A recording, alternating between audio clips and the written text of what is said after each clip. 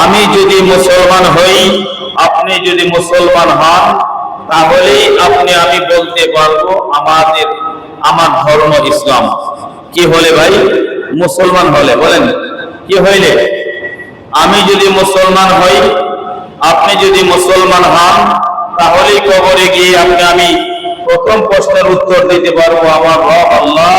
দ্বিতীয় প্রশ্নের উত্তরে হবে তোমার ধর্ম কি? আমি বলতে পারবো ধর্ম হলো ইসলাম। কি হতে পারলে? মুসলমান। বলেন কি হতে পারলে? মুসলমান হতে পারলে। এবার আমি মুসলমান হতে পেরেছি কিনা, নাকি শুধু মুখেই বলি আমি মুসলমান? মুসলমান মুখে বললেই কি মুসলমান হওয়া যায় কিনা, এই বিষয়ে একটু আলোচনা আমাদের জানা দরকার। আমার আল্লাহ তাআলা কালামে কারিমে বলেন, মুসলমান না হয়ে কবরে এসো না। কথা ঠিক কিনা বলেন? আল্লাহ তাআলা বলেন, ইয়া আইয়ুহাল্লাযীনা আমানুত্তাকুল্লাহ হাক্কা তুকাতিহি ওয়ালা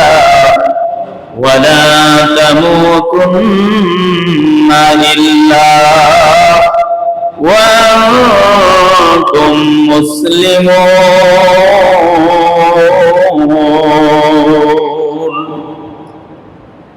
আল্লাহ তাআলা বলেন, ও ঈমানদারের দল, তোমরা আল্লাহকে ভয় করার মতো, আমি আল্লাহকে ভয় করার মতো ভয় করো। অবশ্যই তোমরা মুসলমান না হয়ে কবরে এসো না। তাহলে মুসলমান হবে যারা কবরে নিরাপত্তা পাবে তারা, মুসলমান হবে যারা কবরের প্রশ্নের উত্তর পারবে তারা, মুসলমান হবে যারা কবর থেকে জান্নাতের নিয়ামত পাবে তারা। কথা ঠিক কিনা বলে? আল্লাহ তাআলা বলেন মুসলমান হয়ে আমাদেরকে কবরে যেতে বলেছেন। কাদের কি? যারা আমরা আল্লাহ তাআলাকে না দেখে বিশ্বাস করেছি, আমরা যারা মুমিন ঈমানদার, আমাদেরকে আল্লাহ বলেন তোমরা মুসলমান না হয়ে কবরের মধ্যে এসো না। এখানে আয়াতে আল্লাহ তাআলা কোন বিধর্মীকে বলেন নাই, বলছেন মুমিন বান্দাকে। কোন বান্দাকে বলছেন? কারণ মুমিনদের মধ্যে আল্লাহ তাআলা বড় দয়া, বড় মায়া। যারা আল্লাহকে না দেখে বিশ্বাস করেছি আমরা আল্লাহর দলের লোক। কোন দলের? বলেন কোন দলের? আমরা আল্লাহর দলের। কোন দলের? দলীয় মানুষ যদি কোনো ভুল ভ্রান্তি করেও ফেলে, তারপরে ওই দলের প্রধান নেতাকে তাকে একটু সাথ দেয়, ঠিক না? সাথ দেয়। দল যদি আপনি যে দলের কর্মী হন, নেতা হন, আপনার জন্য সার আছে। আবার দেখবেন নেতা আপনাদেরকে যে দল করে ওই দলের কথা তাদেরকে সতর্ক করে বেশি বেশি, ঠিক না? দলের লোককে অনেক সময় এরকম সতর্ক করে যে এই কাজ করবো না, এই কাজ করবো না। আবার করে ফেললে আবার কিছু ছাড়ও আছে, ঠিক না? বেশি আবার অনেক ছাড়ও দেয়। আমার আল্লাহ তাআলা বলেন, যারা আমাকে না দেখে বিশ্বাস করেছো তারা হলে আমি আল্লাহর দল। তোমাদের প্রতি বড় মায়া, তোমাদের প্রতি বড় দয়া। আমি দয়ার সরে তোমাদেরকে বলি, এ মুমিনেরা, আমি আল্লাহকে ভয় করার মতো ভয় করো। ভয় করার মতো আমি আল্লাহকে ভয় করো। তারপর আল্লাহ তাআলা বলেন, তোমরা মুসলমান না হয়ে কবরে এসো না। তাহলে বোঝা গেল ঈমান এটা হলো একটা ক্লাস। ঈমান হলো এক জিনিস, মুসলমান হওয়া আরেক জিনিস, ঠিক না? বল, চার দোকানে বসে অনেক মুরব্বীরা বাবা সমতুল্য বয়সদারি হয়ে গেছে, নামাজের খবর নাই, নামাজের ধার ধারে না, মসজিদে আসে না, কথায় কথায় বলে নামাজ পড়ি না, তাতে কি হয়েছে? আমার ঈমান ঠিক আছে, ঠিক না? বল, অথচ যে ব্যক্তি নামাজ আদায় করে না, ধর্মের মধ্যে তার কোনো অংশই নাই, মৃত্যুর পর নবী জীবন তার এরকম ভাবে হাসর নসর, এরকম বড় বড় কাফের যারা দুনিয়ার জমিনে ছিল, ওই সমস্ত কাফেরদের সাথে তাদের হাসর নাসর হবে। তাহলে ঈমান আনার পরে আমাদের মুসলমান হয়ে কবরে যাওয়ার জন্য মাঝখানে আল্লাহ তাআলা ব্যবহার করেছেন ইত্তাকিল্লাহ, আল্লাহর ভয়। কার ভয়? আল্লাহ তাআলার ভয়। আল্লাহ বলেন আমাকে ভয় করার মতো ভয় করো। অবশ্যই মুসলমান না হয়ে তোমরা কবরে এসো না, কারণ মুসলমান না হয়ে কবরে গেলে পরে আপনি আমার জবান দিয়া ওই কবরের 3 প্রশ্নের উত্তর সঠিক আসবে না। কবরের মধ্যে 3 প্রশ্নের উত্তর সঠিকভাবে আসবে ওই মানুষের, ওই ইমানদারের, যে ইমানদার ইমানের চাহিদা পুরা করেছে। ইমানের চাহিদা পুরা যে ব্যক্তি করেছে সেই হলো মুসলমান। সুবহানাল্লাহ। ঈমান কি বলে? লা ইলাহা, নেই কোন শক্তি আমার আল্লাহর শক্তি ছাড়া। লা ইলাহা ইল্লাল্লাহ, নেই কোন বড় আমার আল্লাহ সবচেয়ে বড়। লা ইলাহা ইল্লাল্লাহ, নেই কোন দাতা, দাতার দিক দিয়ে আমার আল্লাহ বড়। সুবহানাল্লাহ। লা ইলাহা ইল্লাল্লাহ, কারো কোনো সংবিধান, কারো কোনো নিয়ম আমার আল্লাহর নিয়মের চেয়ে বড় হতে পারে না। সর্বক্ষেত্রে সর্বাবস্থায় আমার আল্লাহর হুকুমটাই আমার কাছে বড়। লা ইলাহা ইল্লাল্লাহ অর্থ হলো আমার আল্লাহই আমাকে পালতে পারে, আমার আল্লাহ আমাকে খাওয়াতে পারে, আমার আল্লাহ আমাকে মারতে পারে, আমার আল্লাহ আমাকে জীবিত রাখতে পারে, আমার আল্লাহ আমাকে মাফ করতে পারে, আমার আল্লাহ আমাকে জান্নাত দিতে পারে, আমার আল্লাহ আমাকে জাহান্নাম দিতে পারে। দ্বিতীয় কেউ নাই। লা ইলাহা ইল্লাল্লাহ, দ্বিতীয় কেউ নাই, দ্বিতীয় কেউ নাই। যে ব্যক্তি লা ইলাহা ইল্লাল্লাহ এই ঈমানের চাহিদা পুরা করবে। ঈমান কি বলে? লা ইলাহা ইল্লাল্লাহ অর্থ কি? আমি কারো দাসত্ব করব না, আমার আল্লাহর দাসত্ব আমি করব। আমার আল্লাহ যে হুকুমগুলো করেছে আমি সেগুলো আগে করব, দুনিয়ার কাজ পরে করব। আল্লাহ হুকুম আগে পালন করব, দুনিয়ার কাজ পরে হবে, নামাজ হবে আগে। এই জন্য দেখবেন শিল্পীরা সুন্দর করে বলে, নামাজ কে বলো না কাজ আছে, কাজকে বলো আমার নামাজ আছে। প্রত্যেকটা মুসলমানদেরই এই সঙ্গীতের প্রথম কলির উপরে আমল করানো হয়। প্রত্যেকটা মুমিন বান্দা যদি দিলে গেঁথে নেয়, প্রত্যেকটা মুমিন বান্দা যদি জীবনের প্রত্যেকটা কাজ এরকম ভাবে প্রাধান্য না দিয়া নামাজকে আল্লাহর হুকুমকে প্রাধান্য দেয়, তাহলে ওই মুমিন মানুষটা মুসলমান হয়ে কবরে যেতে পারবে। আমরা তো নামাজকে পিছনে ফেলে দেই, দুনিয়ার কাজটা আগে করি, ঠিক না বেটি? আমার আল্লাহ বলেন, ওই ইমানদারেরা আমি আল্লাহকে ভয় করার মতো ভয় করো। অবশ্যই মুসলমান না হয়ে তোমরা কবরে এসো না। এখানে আমার আল্লাহ তাআলা ঈমানদারদেরকে আমার আল্লাহ তাআলা বলেছেন মুসলমান না হয়ে কবরে এসো না। মাঝখানে আমার আল্লাহ তাআলা আল্লাহর ভয় এই শব্দ আমার আল্লাহ তাআলা ব্যবহার করেছেন। সুবহানাল্লাহ। একটা মানুষ ঈমানদার হওয়ার পরে আল্লাহর ভয় যতক্ষণ পর্যন্ত তার দিলের মধ্যে না আসবে, ওই মানুষটা পশ্চিমকালেও মুমিন হতে পারবে না, পশ্চিমকালে ওই মানুষটা মুসলমান হতে পারবে না। ঈমান আনার পরে মুসলমান বানাই যে মেডিসিনে, এই মেডিসিনের নাম হলো আল্লাহর ভয়। কার ভয় বলেন? আমি ঈমানদার, আল্লাহকে বিশ্বাস করি, সবাই আল্লাহকে বিশ্বাস করে। আল্লাহ তাআলাকে যে বিশ্বাস করেছি, বিশ্বাস করার পরে আল্লাহ তাআলার ভয় ধারণ করতে হবে। পৃথিবীর সবচাইতে বেশি ভয় আল্লাহ তাআলাকে করতে হবে। যদি করতে পারি তাহলেই মুসলমান হয়ে কবরে যাওয়া সহজ হবে। এই জন্য আমার আল্লাহ তাআলা এই আয়াতে কারিমায় বলেন, ঈমানদারেরা আমি আল্লাহকে ভয় করো, মুসলমান না হয়ে কবরে এসো না। মাঝখানে আল্লাহ তাআলা বলেন আল্লাহর ভয়ে মানুষকে মুসলমান বানায়। সুবহানাল্লাহ বলেন। কিভাবে মুসলমান বানায়? একজন যুবক ছেলে বন্ধুদের আড্ডায় বসে আছে, আজানের আওয়াজ তার কানের মধ্যে গেছে, হাইয়া আলাস সালাহ। বন্ধুদের আড্ডা ছেড়ে দৌড়ায় মসজিদের দিকে দৌড়ায়। কিসে তাকে সহজ করলো? মসজিদে আসা কিসে তাকে সহজ করলো? অন্য বন্ধুদের এরকম ভাবে তারাও তো নিজেদেরকে এরকম ইমানদার বলে দাবি করে, তাও তো মুসলমানের সন্তান। এতগুলো যুবকের ভিতর থেকে 10 জন যুবকের ভিতর থেকে মাত্র একজন যুবক আল্লাহর ঘরে আসলো। এই আজানের আওয়াজ কিন্তু 10 জনের কানে কানে পড়ছে, ঠিক কিনা বল? কিসের কারণে ওই যুবক আসছে? ওই 10 জনের ভিতরে একজনের দিলের ভিতরে আমার আল্লাহর ভয়। মসজিদের মুয়াজ্জিন আমাকে ডাকে, এই ডাকটা মুয়াজ্জিনের নয়, এই ডাকটা যিনি আমাকে বানাইছেন, যিনি আকাশের মালিক, জমিনের মালিক, যাকে আমি ভয় করি সাপের চেয়েও বেশি, যাকে আমি ভয় করি হিংস্র প্রাণীর চেয়েও বেশি, ঠিক না বেটি?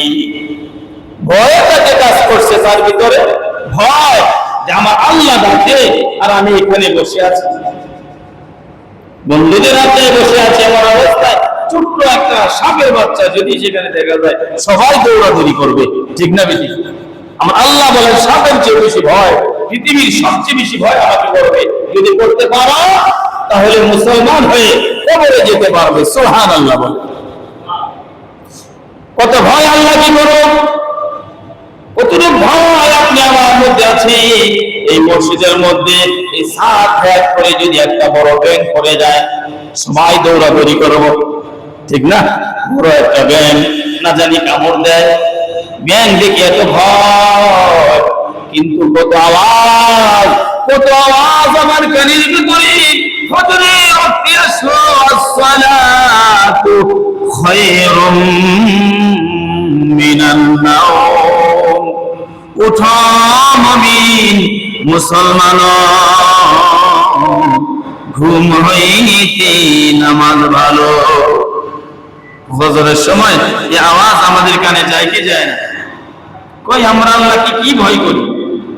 আল্লাহর ভয় অন্তরে নাই, যার কারণে ঘর ছাড়তে পারি না, বাড়ি ছাড়তে পারি না।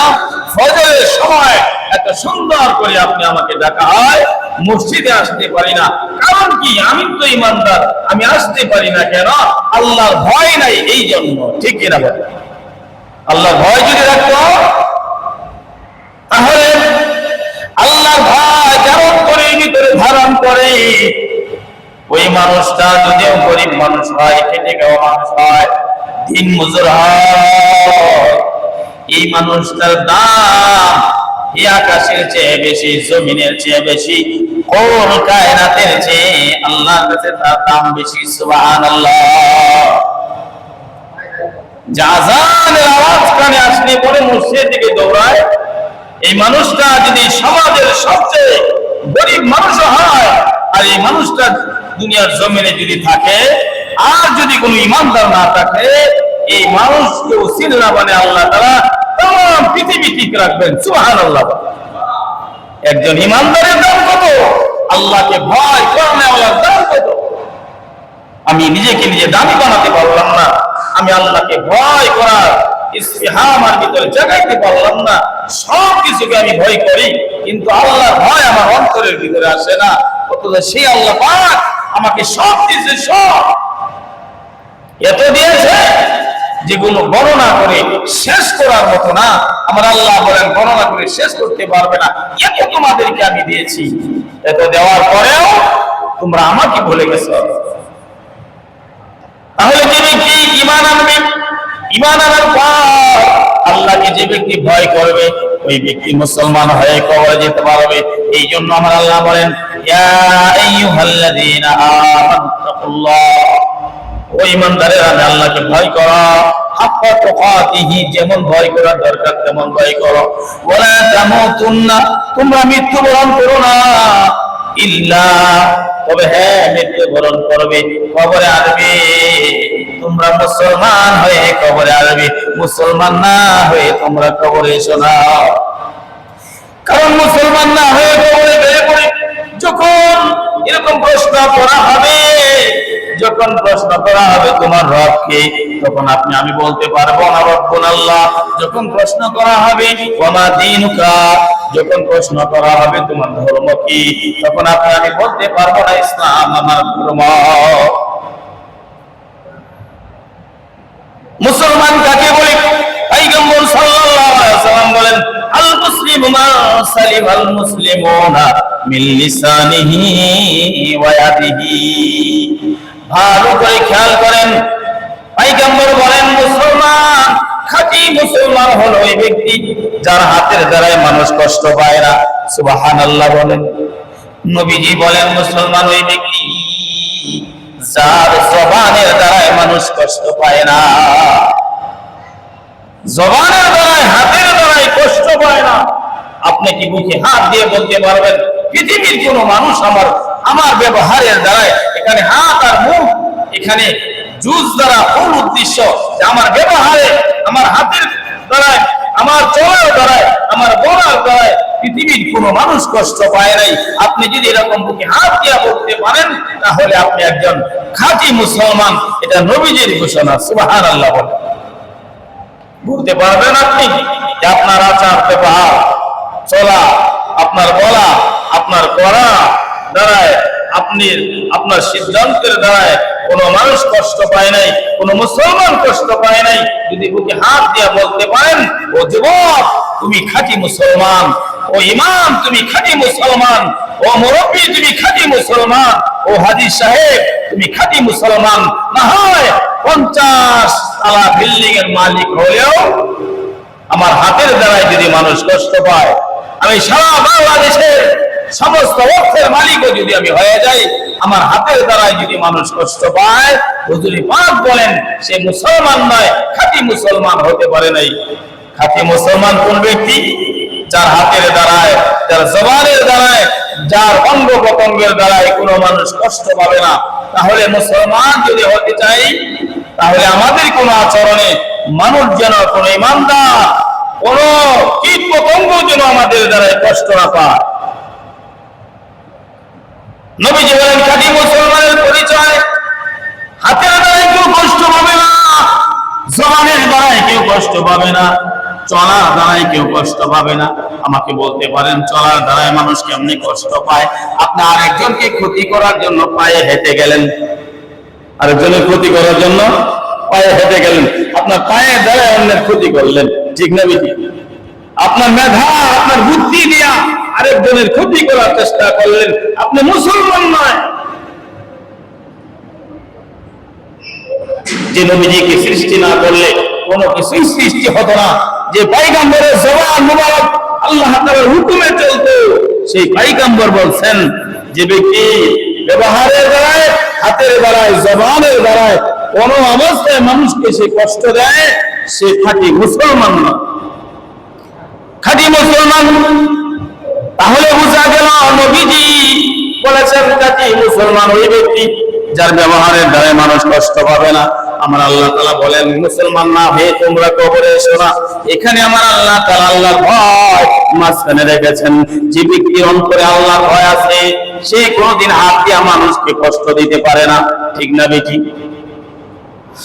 যে ব্যক্তির অন্তরের ভিতরে আমি আল্লাহ তাআলার ভয় ধারণ করবে, ওই ব্যক্তি কোনদিন তার জবানের দ্বারাই মানুষকে কষ্ট দিতে পারে না, কোনদিন তার ব্যবহারের দ্বারাই মানুষ কষ্ট পাবে না, কারণ তার ভেতরে আছে আল্লাহর ভয়। কার ভয়? আল্লাহর ভয়ে মানুষকে মুসলমান বানায়। মুসলমান হয়ে যারা কবরে যাবে এদের কোনো ভয় নাই, এদের কোনো চিন্তা নাই। আজকে আল্লাহর ভয় অন্তরে না থাকার কারণে আপনি আমার অবস্থাটা এমন হয়েছে, আপনি আমার অবস্থা এমন হয়েছে, মুসলমান ধর্মে আছি কিন্তু আমার চেহারাটা সাজাইছি বিধর্মীদের নমুনায়, ঠিক না বেটি? মুসলমানের ঘরে জন্ম নিয়েছি, নিজে ইমানদার মুসলমান বলে দাবি করি, আমার চুলের দিকে তাকাইলে দেখা যায় এটা মুসলমানের কাটিন না। এই মুসলমান ইমানদার আল্লাহর গোলাম, আজকে আপনি আমি মুসলমান বলে দাবি করি, জামার দিকে তাকাইলে বোঝা যায় না এটা মুসলমানের জামা। আপনি আমি মুসলমান বলে দাবি করি, ঘর সাজাইছি ইহুদি খ্রিস্টানদের নমুনায়। আপনি আমি মুসলমান বলে দাবি করি, আমি অর্থনীতি, রাজনীতি, আমার ঘর সংসার, আমার ব্যবহার সব কিছুর মধ্যে ইহুদি খ্রিস্টান জাতিদের কালচার সংস্কৃতি দিয়ে আমার জীবনটাকে সাজাইছি। এই মুসলমান ইমানদার দুনিয়ার জমিনে যে যা রঙে রঙিন হবে, যে যাকে মহব্বত করে এরকম ভাবে জীবনটা সাজাইবে, পয়গম্বর বলেন সেই তার সাথে হবে।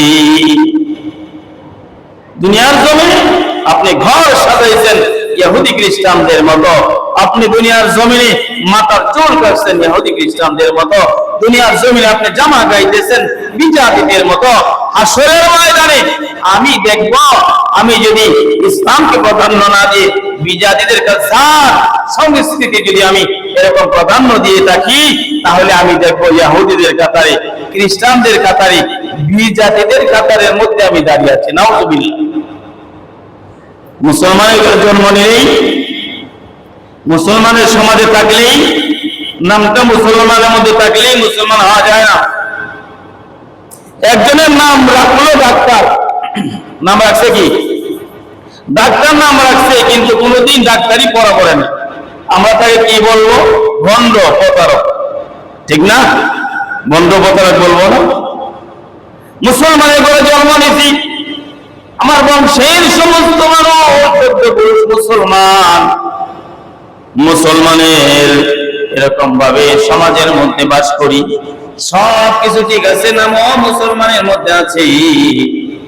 রে বন্ধু, সব ঠিক আছে, কিন্তু মুসলমান হওয়ার জন্য কোনদিন আমি সময় ব্যয় করি নাই, মুসলমান হওয়ার জন্য আমি কোনদিন আমার জান খরচ করি নাই, মুসলমান হওয়ার জন্য আমি কোনদিন হিজরত করি নাই, মুসলমান হওয়ার জন্য কোনদিন একটু সময় আমি আমার জীবন থেকে বাহির করতে পারি নাই। আরে ওই ভণ্ড ডাক্তার, নামধারী ডাক্তার, নিজের নাম ডাক্তার রাখছি, কোনদিন যেমন সে কোন ডাক্তারের কাছে যায় নাই, পড়ালেখা করে নাই, যেমন তাকে ভণ্ড বলি, কোন মানুষ নিজের নাম মুসলমানের মধ্যে রাখার পরে ইসলাম রাখলেই সে মুসলমান হয়ে যায় না। কারণ মুসলমান হওয়ার জন্য জান মাল সময় হিজরত করতে হয়। সুবহানাল্লাহ। পৃথিবীর জমিনে যত কাজ আছে, যত জিনিস আছে, এগুলো হাসিল করতে গেলে চারটা জিনিসের প্রয়োজন হয়। কয়টা জিনিস? জান, মাল, সময়, হিজরত। বলেন, জান, মাল, সময়, হিজরত। মনে করেন আপনার একটা মেসের দরকার, মেস 5 টাকা দামের একটা মেসের দরকার।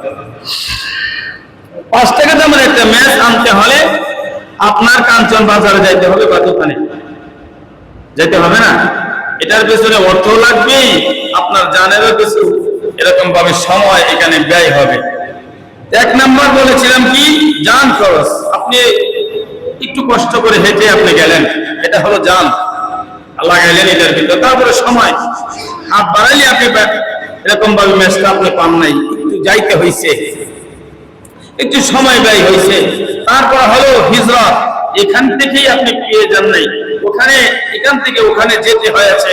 তো ভাই, এইভাবে জান, মাল, সময় আর হিজরত, এই 4টা জিনিস খরচ করেই আপনি একটা ম্যাচ নামের একটা জিনিস পাইছেন। এই 4টা জিনিস খরচ করেই একজন মানুষ আলেম হয়েছে, এই 4টা জিনিস খরচ করেই একজন মানুষ এরকম ভাবে ডাক্তার হয়েছে, এই 4টা জিনিস খরচ করেই একটা মানুষ দুনিয়া লাভ করেছে, এই 4টা জিনিস খরচ করেই মানুষ দুনিয়ার যাবতীয় জিনিস হাসিল করে, এই 4টা জিনিস খরচ করেই মানুষ মুমিন হতে পারে। বিকল্প কোনো রাস্তা নাই, বিকল্প কোনো রাস্তা না। কয়দিন আপনি আপনার জান খরচ করছেন ইসলাম মুসলমানিত্ব শিখার জন্য? কয়দিন ইমান শিখার জন্য আপনি সময় দিচ্ছেন? আমি যাই, যারা ইমানদার তাদের দরবারে যাই, তাদের মজলিসে যাই, তাদের কাফেলায় নাম লেখাই, পারি নাই আমরা, এই সময়টুকু ব্যয় করতে পারি নাই। এর পিছনে জানের খরচ আমি করতে পারি নাই। এই যে অর্থের খরচ, সেখানে গেলে আমার কিছু অর্থের খরচ লাগবে, সেটাও আমি আমার ইমানের পিছনে না করেছি, না আমি মুসলমান হওয়ার পিছনে খরচ করেছি, না আমি ইমান এই মুসলমানিত্ব শেখার জন্য আমার ঘর ছেড়েছি, বাড়ি ছেড়েছি, পাই নাই। এমন অবস্থায় যদি আমি বলি আমি মুসলমান হয়ে গেছি, তাহলে বন্দামি ছাড়া আর কিছু না। ঠিক না বেঠিক? মুসলমান হতে হলে চারটা জিনিস খরচ করা লাগবে। ইমানদার হতে গেলে চারটা জিনিস খরচ করা লাগবে। 1 নাম্বার জান খরচ করা লাগবে, 2 নাম্বার মাল খরচ করা লাগবে, 3 নাম্বার সময় খরচ করা লাগবে, 4 নাম্বার খরচ করা লাগবে। তাহলেই আপনি আমি যেমনি ভাবে দুনিয়ার জিনিস হাসিল করতে পারি। যেমনি ভাবে ডাক্তার 4টা জিনিস খরচ করি সে ডাক্তার হয়েছে, আলেম যারা 4টা জিনিস খরচ করেই তারা এরকম আলেম হয়েছে। এই মুসলমান ইমানদার ডাক্তারের ঘরে জন্ম নিয়েই ডাক্তার নাম দেওয়া যায় না। ঠিক না? ডাক্তারের ঘরে জন্ম নিছে, 4টা জিনিস খরচ করছে, জান, মাল, সময়, হিজরত। এই 4টা জিনিস সেই ডাক্তার হওয়ার পিছনে সে খরচ করেছে। সে যখন তারপরে ডাক্তার লেখলেন, মানুষ তাকে সহি বলে, মানুষ তাকে এরকম ভাবে প্রকৃত ডাক্তার বলে। ঠিক না বেটি? আমি মুসলমানের ঘরে জন্ম নিয়েই বলতেছি আমি একজন মুসলমান। কবরের ভিতরে আমাকে প্রশ্ন করা হবে, ওমা দীনুকা, আমি বলবো আমার ধর্ম ইসলাম। ইসলাম ধর্ম যারা মানে ওই সমস্ত সদস্যদেরকে বলা হয় মুসলমান। কি বলা হয়? মুসলমান বলা হয়। ধর্ম মানলে মুসলমান। ধর্ম মানবো কিভাবে? আগে শিখতে হবে। ঠিক না বেঠিক? আপনি গাড়ি চালানো শিখেন নাই, গাড়ির স্টিয়ারিং ধরলে যাত্রী সহ, আপনি সহ, যাত্রী সহ খাদে পড়ার সম্ভাবনা আছে না নাই? ড্রাইভারি শিখতে গেলেও 4টা জিনিস লাগে, সময়, হিজরত। 4টা জিনিস খরচ করেই একজন হেল্পার থেকে সে ড্রাইভার হয়েছে। বন্ধু হাতে ধরে পায়ে ধরে বলে, ইমান, তুমি আমি ইমানদার বলে দাবি করে আছি। কোনদিন ইমানের পিছনে জানের খরচ হয় নাই, কোনদিন ইমানের পিছনে মালের খরচ হয় নাই, কোনদিন ইমানের পিছনে এরকম ভাবে সময় খরচ করতে পারি নাই, কোনদিন ইমান শিখার জন্য আমি এরকম ভাবে হিজরত করতে পারি নাই, ঘর ছাড়তে পারি নাই। বন্ধুরে, তুমি আমি যে মুসলমান ইমানদার বলে দাবি করতেছে, এটা ভণ্ডামি ছাড়া আর কিছু না। ইমান শিখো, ইমান শিখো। ইমানওয়ালা যদি হতে পারো, তাহলে ইমানে তোমাকে আল্লাহর ভয় শিখাবে, কিভাবে আল্লাহকে ভয় করতে হয়। তারপর আল্লাহর ভয় যখন অন্তরে আসে হয়ে যাবে, তখনই তুমি আমি মুসলমান হয়ে কবরে যেতে পারবো। মুসলমান কিভাবে হতে হয়? আল্লাহর ভয় আমাকে সহজ করে দিবে। আর আল্লাহর ভয় আমার অন্তরে আসবে কখন? যখন আমি ইমানদার হব। সুবহানাল্লাহ। তাহলে একটা ছাড়া আরেকটা চলবে না। প্রথম ইমানদার, আমি যদি ইমানদার হই, তাহলে আমার দ্বিতীয় দরকার পড়বে আল্লাহর ভয়। প্রকৃত ইমানদার যদি আমি হই, আল্লাহর ভয় আমার অন্তরে সহজ এসে যাবে। আর আল্লাহর ভয় যদি আমি ধারণ করতে পারি, হাসিল করতে পারি, তাহলে মুসলমান হওয়া আপনি আমার দ্বারা সহজ হবে। সুবহানাল্লাহ। মুসলমান যদি হতে পারি, কোনো ভয় নাই দুনিয়াতে। মুসলমান যদি হতে পারি, কবরে কোনো ভয় নাই। মুসলমান যদি হতে পারি, পরকালে কোনো ভয় নাই। মুসলমান না হয়ে যদি কবরে যাই, আমার আল্লাহ বলেন, ওয়ালা তামুতুন্না ইল্লা ওয়া আনতুম মুসলিমুন। অবশ্যই তোমরা মুসলমান না হয়ে কবরে এসো না। কারণ তোমরা আমি আল্লাহর দল। আমি চাই না আমার দলের কে হোক, কীট পতঙ্গ সাপের খাবার হোক, কবরের মধ্যে তাকে দংশন করুক সাপ, এটা আমি আল্লাহ তাআলা বরদাস্ত করতে পারি না। আমি আল্লাহ তাআলা এই জন্য তোমাদেরকে বলি, আমি আল্লাহকে ভয় করার মতো ভয় করা, তাহলে তোমরা মুসলমান হতে পারবে। মুসলমান হয়ে কবরে গেলে শান্তি আর আনন্দের কোনো কিনারা থাকবে না। আল্লাহ তাআলা আমাদেরকে মুসলমান হয়ে কবরে যাওয়ার মতো তৌফিক আল্লাহ তাআলা দান করেন। সকলে বলে আল্লাহুম্মা আমিন। মুসলমান হতে হবে আমার। আমি আমাকে মুসলমান বানাতে হবে। আমি আমাকে মুসলমান বানাবো, আমি আমাকে মুসলমান বানাবো, আমার হাতকে মুসলমানের হাত বানাবো, আমার জবানকে মুসলমানের জবান বানাবো, আমার পাকে মুসলমানের পা বানাবো, আমার বুদ্ধি, আমার এরকম ভাবে ধ্যান ধারণা মুসলমানিত্বের করবো, আমার রাস্তা চলাটা মুসলমানের চলা হবে, আমার ঘুমটা মুসলমানের ঘুম হবে, আমার খাবারটা মুসলমানের খাবারের মতো হবে, আমার অর্থনীতি, রাজনীতি, ব্যবসা বাণিজ্য, চাকরি বাকরি যে কাজে করি না কেন সব কিছুর ভিতরে মুসলমানিত্বের এরকম ভাবে নমুনা থাকতে হবে। ঠিক না বেঠিক? যদি আমি মুসলমান হতে পারি, আমি যদি আমার জীবনের সমস্ত কাজ, সমস্ত কর্মগুলো যদি আমি এরকম ভাবে আমার ধর্ম ইসলামের মতো যদি সাজাইতে পারি, তাহলে কবরের মধ্যে সওয়াল এরকম ভাবে প্রশ্ন করতে দেরি হবে, তোমার দিন কি, তোমার ধর্ম কি ছিল? আপনি আমার জবান দিয়া চলে আসবে, আমার ধর্ম ছিল ইসলাম। সুবহানাল্লাহ। কিন্তু সারা জীবন আমি চলেছি হিন্দুদের এরকম ভাবে, ইহুদিদের, খ্রিস্টানদের, তাদের নমুনায় আমার সারাটা জীবন আমি সাজাইছি। বন্ধুরে, কবরের ভিতরে তোমার এই জবান দিয়া তুই বলতে পারবে না তোমার ধর্ম ইসলাম ছিল, এই কথাটা আসবে না।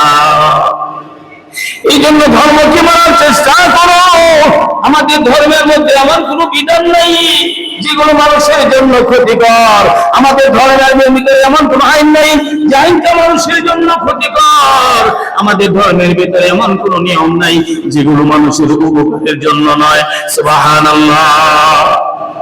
আমাদের ধর্মের প্রত্যেকটা নিয়ম, আমাদের ধর্মের প্রত্যেকটা নির্দেশ মানুষের জন্য, পৃথিবীবাসীর জন্য কল্যাণকর। সুবহানাল্লাহ বলেন। আপনি করে দেখেন না, আরে করে দেখেন না, আপনি এরকম ভাবে আমল করলে ওরা হয়ে যান। দেখেন ইসলামের মতো চলার, ইসলামের মতো বলার এরকম মন মানসিকতা সৃষ্টি করে ইসলামের পথে একটু চলে দেখেন না, কত শান্তি। সুবহানাল্লাহ। ইসলামের উপরে নাই কোটি টাকার মালিক তুমি হয়ে গেছো, তুমি জানো নি এর ভিতরে শান্তি আসবে না, কারণ তোমার অর্থটা তুমি ভালো রাস্তায় কামাই করো নাই, ইসলাম যেভাবে বলেছে সেইভাবে করো নাই, যার কারণে এই অর্থ, এই টাকা দিয়া রিজিক কিনেছো, তোমার বিবি খেয়েছে, তোমার সন্তান খেয়েছে।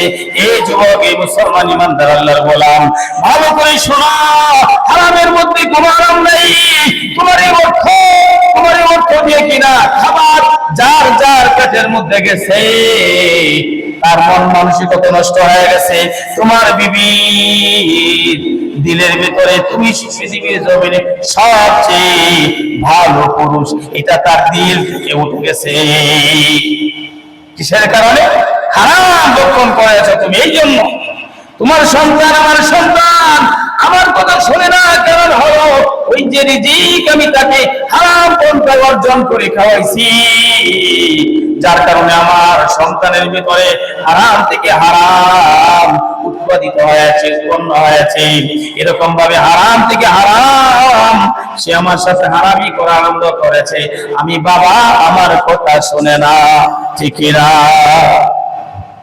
হালাল রাস্তায় এনে, হালাল রাস্তায় কামাই করে সন্তানদেরকে খাওয়া, এরা না ছাড়া কিছু বলবে না, এরা আপনাকে সবচেয়ে বড় পীর মনে করবে। আপনি বাবা, আপনার বৌদ্ধ পৃথিবীর জমিনে সবচেয়ে কার্যকর। এই ভয়টা অন্তরের মধ্যে আসবে। আসে না কেন? আমি বাবা ইসলামকে এরকম ভাবে প্রাধান্য না দিয়া, ধর্মকে না মেনে যেভাবে ইচ্ছে সেইভাবে অর্থ কামায়ে আমার সন্তানদেরকে খাওয়াইছি। এই সন্তানদের রক্ত ব্লাড দূষিত হয়ে গেছে। এই দূষিত রক্তওয়ালা মানুষটা বাবার সাথে মার সাথে বেয়াদবি করতেছে। এটার কারণ আমি নিজেই আমার সন্তানকে হারাম ভক্ষণ করাইছি।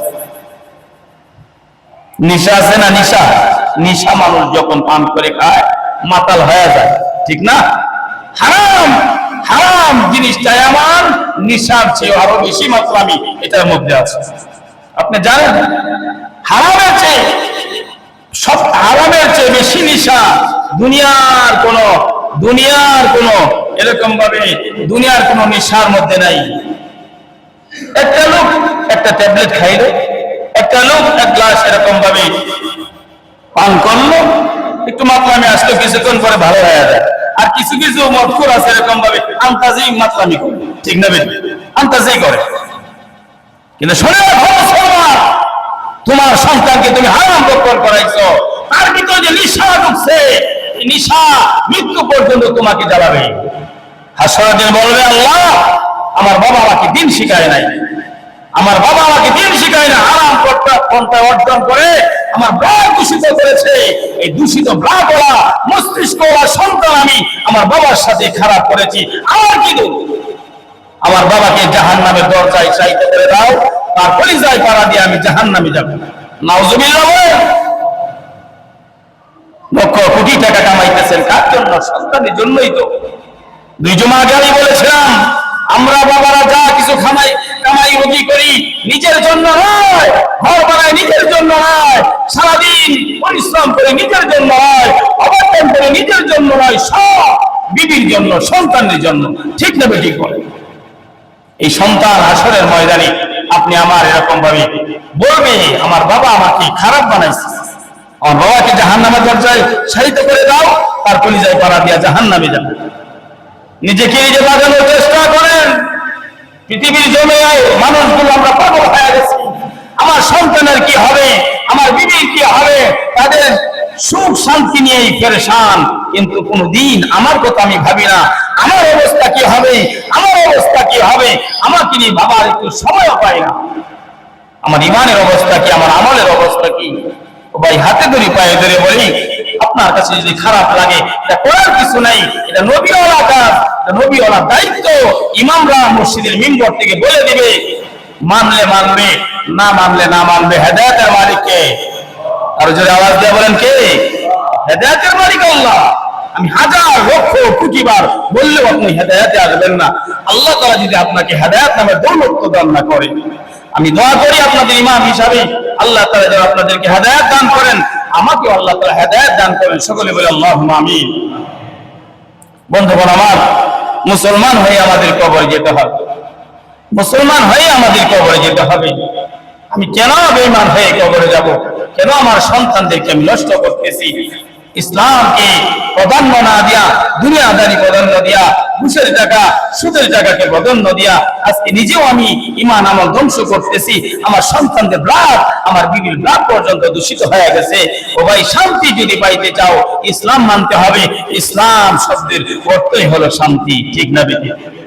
ইসলাম ছাড়া অন্য কোন নিয়মের ভিতরে শান্তি নাই, ইসলাম ছাড়া অন্য কোন আইনের মধ্যে শান্তি নাই, ইসলাম ছাড়া অন্য কোন পন্থার ভিতরে, অন্য কোন নিয়মের ভিতরে শান্তি নাই। শান্তি একমাত্র আল্লাহ তাআলা রাখছেন ইসলামের মধ্যে। এই জন্য আমার আল্লাহ বলেন, আমার আল্লাহ তাআলা বলেন, ও দুনিয়ার মানুষেরা, দুনিয়ার জমিনে যত ধর্ম আছে সমস্ত ধর্মের চেয়ে আমি আল্লাহর কাছে মনোনীত ধর্ম হলো ইসলাম। আল্লাহর কাছে মনোনীত ধর্ম কি? সেই ইসলামের একজন, ইসলাম ধর্মের একজন সদস্য আপনি আমি। এই জন্য আপনি আমার নাম মুসলমান, এই জন্য আপনি আমার নাম কি? মুসলমান। আল্লাহ তাআলা আমাদেরকে যেন মুসলমানিত্ব নিয়ে কবরে যাওয়ার তৌফিক দেন। সকলে বলে আল্লাহুম্মা আমিন। আল্লাহ তাআলা আপনি আমাকে যেন মুসলমান বানায়, নিজ হাতে যেন আল্লাহ তাআলা আপনি আমাকে মুসলমান বানান। চতুর্দিকে গুনার গুনাহ, চতুর্দিকে অপসংস্কৃতি ভর্তি হয়ে গেছে। আমার বন্ধুর ঘরটা ইসলামের মতো সাজানো নয়, আমার বন্ধুর বিবিও ইসলামের মতো চলে না। আমার বিবি কিভাবে চলবে? আমার বাড়ির কোনো মানুষ ইসলামের উপরে চলে না, আমি কিভাবে চলবো? আল্লাহ তাআলা যদি এই যুগে আপনি আমাকে নিজ হাতে হেদায়েত না দেন, নিজ হাতে কুদরতি হাতে ধরে ধরে গুনাহ থেকে বাঁচাই, এরকম ভাবে ইসলামের উপর না চলান, তাহলে আপনি আমার জন্য কঠিন। ঠিক না বেঠিক? কারণ যাদের সাথে চলি তারাও মুসলমানের মতো বলে না, যাদের সাথে চলি তারাও মুসলমানের মতো চলে না, যাদের সাথে এরকম ভাবে বলি তারাও মুসলমানের মতো বলে না, যাদের সাথে রাজনীতি করি তারাও মুসলমানের মতো রাজনীতি করে না, যাদের সাথে আমি অর্থনীতি করি তারাও ইসলামের মতো অর্থনীতি করে না, ইসলামকে প্রাধান্য দেয় না। আমি বাঁচবো কিভাবে, ভালো হবে কিভাবে? এই জন্য আমার আল্লাহ তাআলা বলেন কালামে কারিমে, আমার আল্লাহ তাআলা আয়াত নাযিল করে দিলেন, ইয়া আইয়ুহাল্লাযীনা আমানুত্তাকুল্লাহ, ইয়া আইয়ুহাল্লাযীনা আমানুত্তাকুল্লাহ ওয়া কুনু মা'আস সাদিকিন। আল্লাহু আকবার। সহজ, আপনি আমার জন্য সহজ। কোনটা আল্লাহ তাআলা এই কঠিন সমস্যার ভিতরে আপনি আমি আছি। আমার আল্লাহ বলে, শোনো মুমিনেরা, তোমরা কঠিন সমস্যায় যখন পড়ে যাবে চতুর্দিকে এরকম ভাবে বেঈমান, চতুর্দিকের মানুষগুলো ইসলামের বিরুদ্ধে চলে, তাহলে তুমি তখন গিয়া খুঁজে খুঁজে বাহির করবে সাদিকিন কারা, সাদিকিনদের সাথে গিয়া সময় লাগাবে, সাদিকিনদের কাছে গিয়া অর্থ ব্যয় করবে, সাদিকিনদের কাছে এরকম হিজরত করবে, সাদিকিনদের সাথে এরকম জান মাল সময় হিজরত সাদিকিনদের জন্য করবে, তাহলেই তুমি এরকম ভাবে মুসলমান হয়ে কবরে যেতে পারবে। সুবহানাল্লাহ বল। যে বন্ধুদের পাল্লায় পড়ছি, আড্ডায় পড়ছি, এখানে থেকে আপনি আমি এরকম মুমিন মুসলমান হয়ে কবরে যেতে পারবো না। ঘরে ইসলাম নাই, বাড়িতে ইসলাম নাই, সমাজে ইসলাম নাই, সবাই একমুখী চলে, আমি আরেক রকম চলতে পারবো না। আমরা আল্লাহ বলেন কুনু মা'আস সাদিকিন, নেককার বান্দাদের খুঁজে খুঁজে বাহির করো, কারা দুনিয়ার জমিনে নেককার আছে খুঁজে খুঁজে বাহির করো, ওলামায়ে কেরামের পরামর্শ নাও, তাদের কাছে এরকম সময় লাগাও, তাহলেই তুমি এরকম ভাবে এই অবস্থা থেকে তুমি রক্ষা পাবে, উদ্ধার হতে পারবে। আমি আল্লাহ তাআলা তোমাকে হেদায়েত নসিব করব। আল্লাহ তাআলা তার কাছে যখন মানুষ কোনো হেদায়েত চাওয়ার জন্য হাত অগ্রসর হয়, আল্লাহ তাআলা দয়া মায়া হেদায়েত এক হাত অগ্রসর হয়ে আসে। সুবহানাল্লাহ বল। কোন মানুষ যদি দৌড়ে আল্লাহ থেকে যায়, আল্লাহ আমি হেদায়েত চাই, হেদায়েত চাই, আল্লাহ তাআলা ওই মানুষটা কি সেকেন্ডের মধ্যে আমার আল্লাহ তাআলা আকাশের মালিক, জমিনের মালিক, রহমান রহিম, আমার আল্লাহ তাকে সেকেন্ডের ভিতরে কোলে তুলে নেয়। সুবহানাল্লাহ। এই জন্য চেষ্টা করি আমরা, বাকি আল্লাহ পাক আমাদেরকে দান করবে, আমরা যে চেষ্টা করবো, চেষ্টাটাও আল্লাহর পক্ষ থেকে আসতে হবে, ঠিক না বেঠিক? আল্লাহ তাআলা আমাদের সবাইকে মুসলমান হয়ে কবরে যাওয়ার তৌফিক দান করেন। গত জুমায় আলোচনা হয়েছিল আমার রবকে কবরের মধ্যে জিজ্ঞাসা করা হবে তোমার রবকে, এই আলোচনা হয়েছিল। আজকে এই জুমায় আলোচনা হয়েছে তোমার দিন কি, তোমার ধর্ম কি। আপনি আমি দুনিয়ার জমিনে যে নিয়মে চলতেছি, যে আদর্শে চলতেছি, যে ধর্মের নিয়মে চলতেছি, সেটাই আমার ধর্ম হবে। এবার চিন্তা করে যায় আজকের জুমা থেকে আমার চলা, আমার বলা, আমার ঘর সংসার, এই সব কি মুসলমানের মতো হচ্ছে না ইহুদি খ্রিস্টানদের মতো হচ্ছে? যদি ইহুদি খ্রিস্টানদের মতো হয়, কবরের মধ্যে আসবে, এই জবান দিয়ে আসবে আমার ধর্ম হলো খ্রিস্টান ধর্ম, নাউজুবিল্লাহ, আমার ধর্ম হলো হিন্দু ধর্ম, সনাতন ধর্ম, এইগুলো আপনি আমার জবান দিয়ে আসবে। আপনি একটু চিন্তা করে আজকের এই জমা থেকে যে হুজুর আমাদের কি বললো আজকে খতিব সাহেব, আমি যেভাবে চলতেছি, আমার কবরের মধ্যে যখন বলা হবে আমার ধর্ম কি, তখন আমার এই উত্তরে নাকি আমার জবানে সেটাই বলে দিবে যেভাবে আমি চলেছি, যে ধর্মের অনুসরণ আমি করেছি।